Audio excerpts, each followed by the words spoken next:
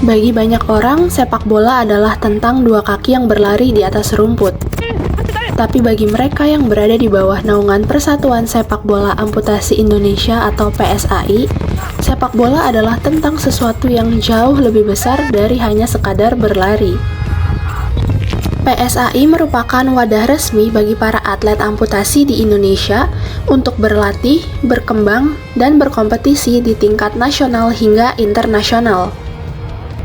Salah satu atlet yang menemukan jalannya di sini adalah Agung Rizky Satria.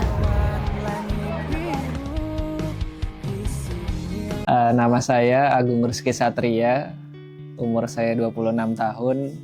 Saya sebagai atlet profesional pemain sepak bola amputasi dari 2018 bulan November.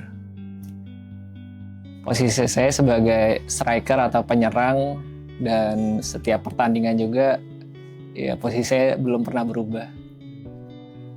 Saya tertarik dengan sepak bola setelah saya kecelakaan. Jadi saya waktu kecil melihat teman-teman saya itu semuanya bermain sepak bola. Nah, saya yang tadinya hanya duduk melihat dan punya rasa ingin bermain bareng juga gitu. Akhirnya ya saya ikut bermain sama teman-teman yang lain, dan dari situ ya setiap sore, hampir setiap hari bermain bola bareng teman-teman yang lain. Awalnya waktu 10 tahun itu mainnya cuma sama teman-teman aja, dan suka itu karena senang gitu. Bisa bermain bola walaupun menggunakan tongkat dengan kaki satu, tapi bisa tetap bermain sama teman-teman yang lain. Nah, baru tahu waktu ada wadahnya sepak bola amputasi yang harus menggunakan tongkat dan semuanya harus gitu. Jadi bukan cuma saya aja, tapi teman-teman yang lain juga. Dan saat itu saya lebih kayak, wah ternyata ada ya teman-teman yang emang sama hobinya, sama kondisinya, dan bisa main bareng-bareng. Tahun 2018, jadi kayak waktu itu iseng aja lihat Instagram, ternyata ngelihat ada orang yang kondisinya sama kayak saya. Waktu itu ya saya coba tanya dia, bisa main bareng nggak, karena kan kondisinya sama, sedangkan saya sebelumnya belum pernah melihat kondisinya sama, terus hobinya juga sama. Nah, saya tanya gimana caranya bisa main bareng gitu. Karena ya saya penasaran gimana sih cara main dia, apa lebih hebat daripada saya atau emang sama. Nah, dari situ ya dia ngajak buat saya main bareng gitu. Datang aja ke sini kalau mau. Nah, akhirnya udah datang melihat ke lapangan, semuanya mainnya pakai tongkat, jadi kayak oh gini ya ngelihat diri sendiri ketika bermain. Karena kan sebelumnya ya main sama teman-teman yang non-disabilitas gitu. Bergabung dengan PSAI menjadi bagian penting dalam perjalanan hidupnya.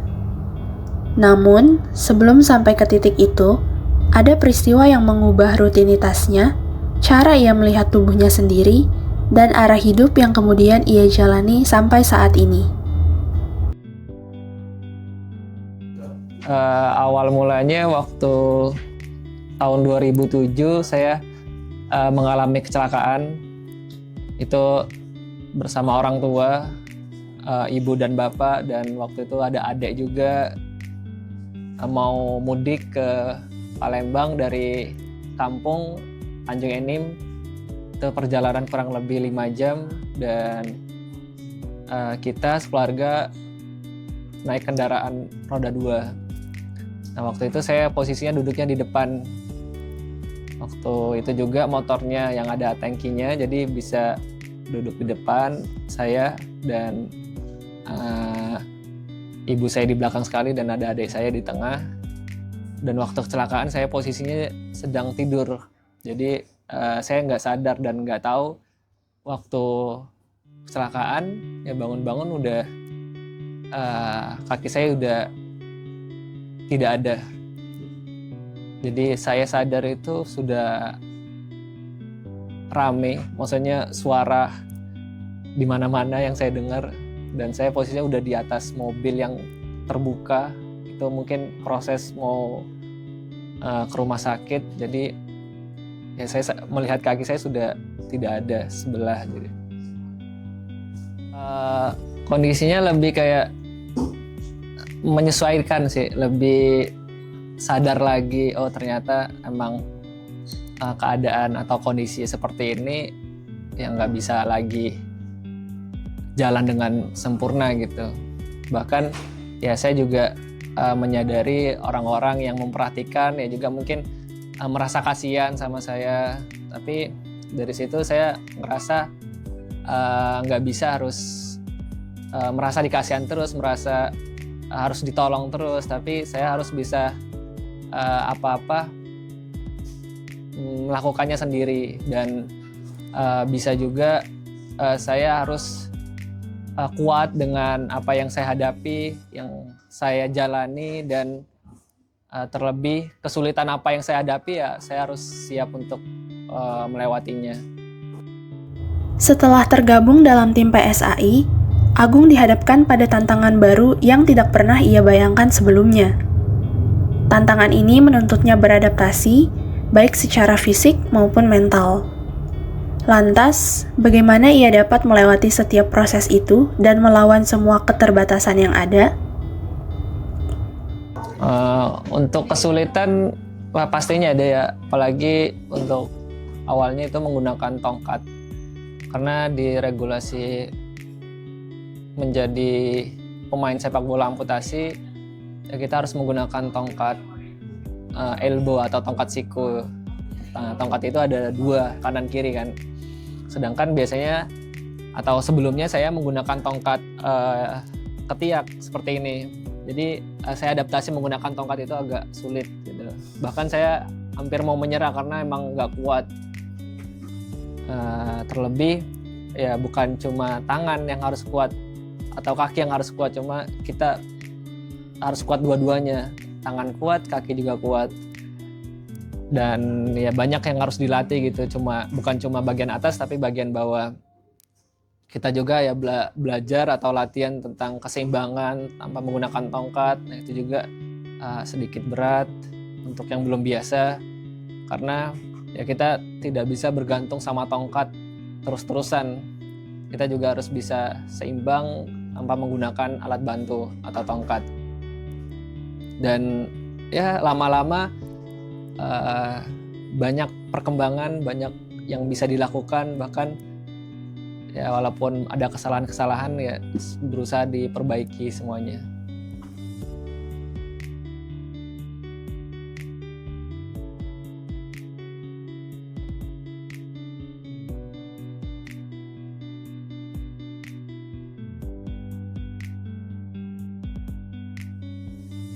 Prosesnya cukup lama ya, tapi saya punya rasa tidak ingin menyerah gitu. Karena di sepak bola amputasi saya melihat ada peluang di sana. Walaupun waktu awal-awal saya gabung, saya tidak tahu apakah bisa bermain membawa nama negara atau bisa bermain untuk tim bisa menang, itu belum sampai sana. Cuma saya merasa ketika saya melihat teman-teman saya non disabilitas bisa bermain di kompetisi resmi, saya juga punya keinginan yang kuat. Saya juga pengen main di kompetisi atau event yang emang ada juaranya, ada hadiahnya lah. Jadi saya melihat sepak bola amputasi ini sudah ada wadahnya gitu. Jadi yang tadinya mungkin saya sempat berpikir ya udahlah main biasa aja lah, untuk apa itu juga belum jelas. Nah, tapi di sepak bola amputasi saya melihat di luar seperti di benua Eropa, negara-negara lain itu sudah cukup berkembang gitu. Nah, saya di situ melihat peluang untuk bisa berjuang lagi, ya siapa tahu Indonesia ini bisa menjadi tim yang kuat juga, bisa bermain di luar juga.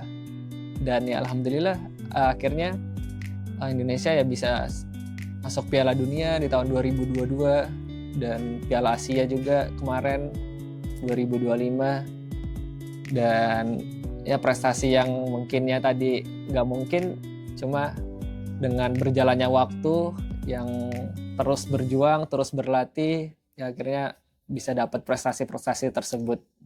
Beralih dari cerita yang melatar belakanginya, di setiap pertandingan dan dalam sebuah tim pastinya selalu ada momen-momen yang menyenangkan. Dari caranya berinteraksi dengan para atlet lainnya, hingga kebersamaan yang terbangun di dalam tim. Lalu, bagaimana tanggapan para atlet lainnya yang sekaligus menjadi rekan satu timnya? Kira-kira adakah hal menarik dari sosok Agung di luar konteks keterbatasannya? Agung tuh orangnya aneh ya. Anehnya tuh kadang kita nih kalau kita lagi kumpul sama Agung, kalau enggak lagi di kamar ya, tiba-tiba nyanyi, tiba-tiba teriak kayak gitu. Lucu lah orangnya, asik juga. Ya kesannya ya apa ya seru aja sih. Kalau kadang sama Agung itu ya suka bercanda juga. Kalau di lapangan ya seru sih, kadang dia tiba-tiba ada kayak random gitu kan tingkahnya gitu dan bikin ketawa kan. Ya pesan untuk Agung lebih baik ke depannya, lancar, sehat terus, dan sekarang kan udah beristri juga. Semoga samawa, sakinah, mawadah, warahmah, dan diberi momongan secepatnya. Amin. Momen yang seru ya ketika kita berhasil menang saat pertandingan, bisa dapat penghargaan, ya bisa lolos Piala Dunia juga, termasuk perjuangan yang selama ini kita inginkan gitu. Dan momen-momen bahagia yang lain, ya bisa menang setiap pertandingan sih, dan mendapatkan bonus-bonus juga makan bareng yang emang kita sukain semua kan.